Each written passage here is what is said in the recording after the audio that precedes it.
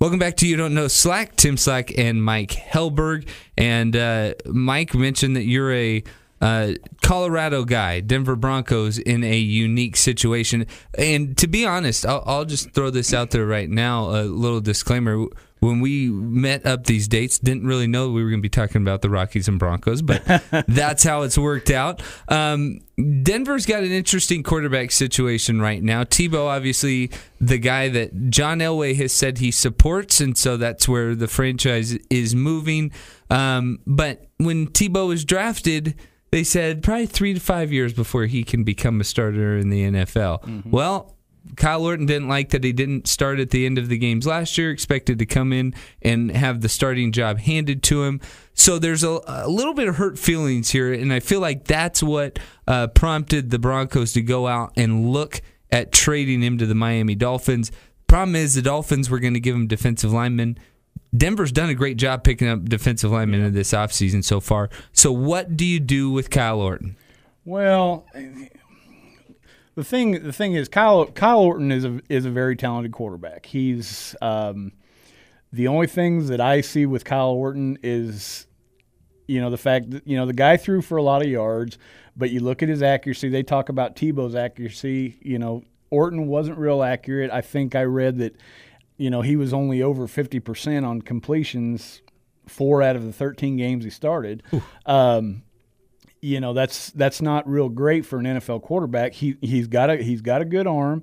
He won when he was in Chicago, but I think he came into a situation that's going to be tough for any NFL quarterback. They just got rid of Jay Cutler. He's stepping into a situation where the fans are up in arms because McDaniels got rid of Cutler, and so he's coming in trying to make a name for himself in Denver when he was doing pretty well in Chicago. Personally, I think they'd be better off probably trading him and if they do it, they need to do it right away because the longer they let this go on, it's just a bigger distraction for the team. But what confuses me is they're talking about trading him and doing this and that, but yet he's the one working with the first team offense. He's the one, and you're sending a lot of mixed signals out there. I personally like Tebow. There's a lot of things about Tebow that you don't find in an NFL quarterback. Yeah, his arm may not be as accurate or as strong, but he's got the mobility. If he has a ground game, Tim Tebow could be a very good quarterback, I believe. I'm a big Tim Tebow fan. I think I've said this before on the show. I was thrilled when he got taken in the first round. I thought he deserved it. And, yeah, he's not as talented. And maybe this is hard to comprehend, but he's an NFL quarterback. He will be a starter. He's not a starter yet. No. He's... and I think it's pretty clear. Yeah, there's some examples of quarterbacks in the past who can kind of step in right away. Peyton Manning got beat up in Indianapolis, but that helped him become a tough quarterback. Dan Marino pretty much had the reins in Miami from the get-go. But most of the time, quarterbacks who go on to be great, and I think John Elway, even in Denver, I think he got the reins right away, if I remember right. And he struggled. And it happens, but most of those guys that I just mentioned were top 10 picks. I think a couple of those were Elway was number 1 pick, Manning was a number 1 pick. Tebow's a guy who needs to have some room to develop, and I think the best recent example right now, and obviously Kyle Orton is not Brett Favre, but it's what the Packers did. Let Rodgers sit behind Favre for a few years. Mm-hmm. Yeah, people were upset when they ushered Favre out the door, but look how quickly Rodgers won a title. Exactly. What, 2-3 years into being a starter? Didn't take long.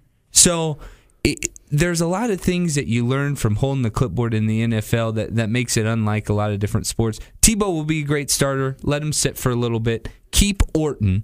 And this Denver team, going through this roster, if you're going to trade for players, I think it was Philip Merlin and I forget the other guy from Miami who was supposed to come back to Denver and return for Orton, and there was a little hiccup there. Denver's got Elvis Dumervil and Robert Ayers, 2 good pass rushers. When healthy, they can help. Derek Harvey just added from the Jaguars.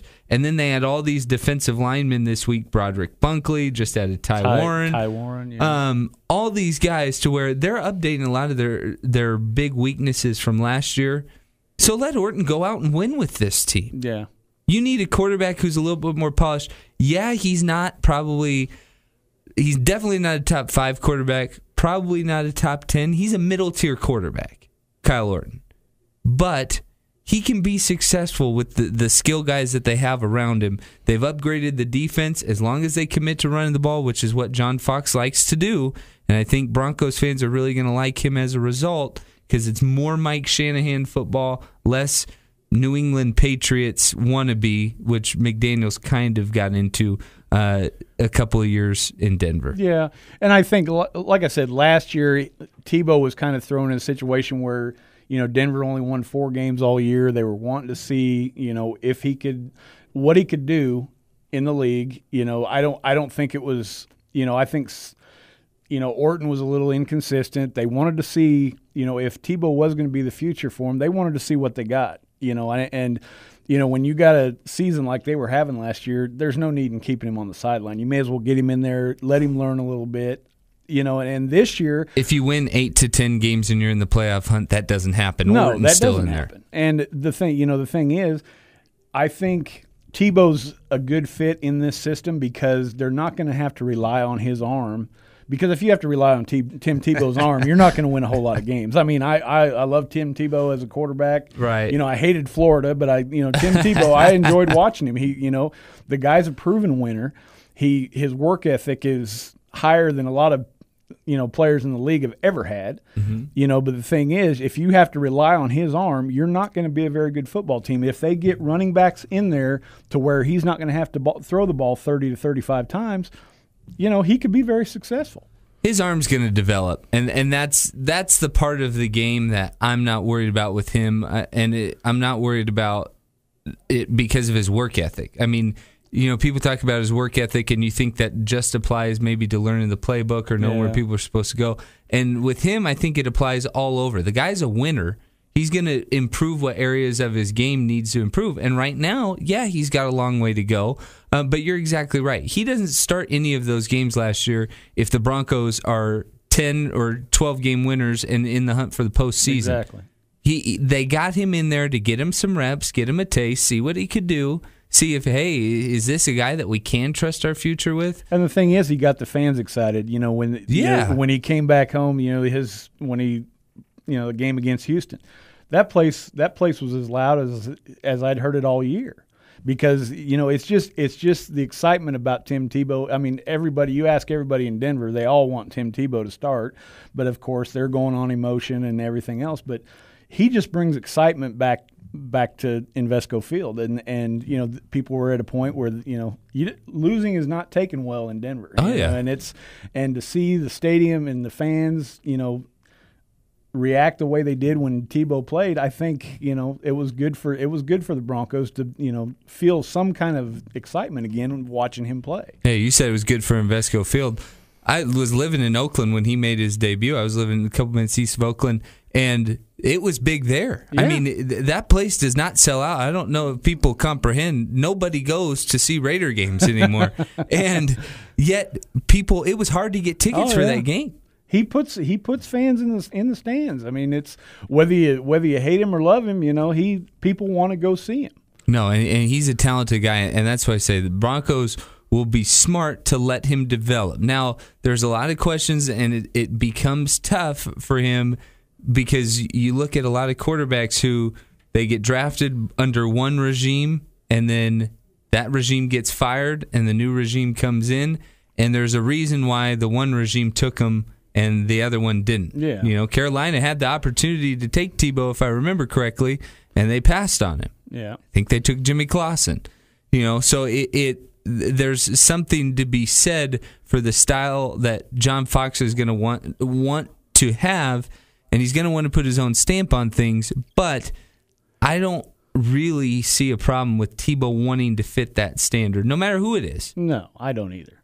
I mean, he'll do whatever's asked of him, If it's sit on the sideline, he's not going to be one of these guys that's, well, you either play me or I want out of here. I think he'll do whatever he needs to do. If he has to sit out, a year or two, if, Orton does have a good year, if they decide to keep him, if he has a decent year, well, because Orton won't. I'm not sure how old Orton is, but it seems like he's been in the league forever. But Tebow will have his turn. Whether it's this year, whether it's next year. I mean, he'll have his turn, and I think he will if he gets in the right system.